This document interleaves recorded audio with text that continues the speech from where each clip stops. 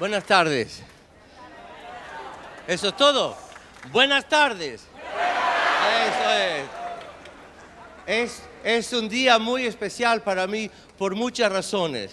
La primera, sin importancia, pero autobiográfica. Yo nací a algunas cuadras de aquí, en Arenales.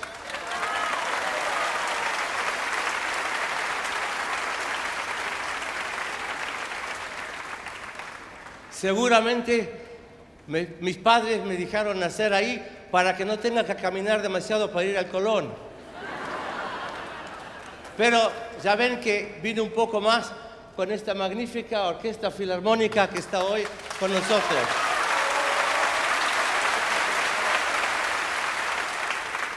Y a partir de hoy le vamos a cambiar el nombre a la orquesta. No se va a llamar solamente Orquesta Filarmónica de Buenos Aires, sino Orquesta Filarmónica y Tanguera de Buenos Aires.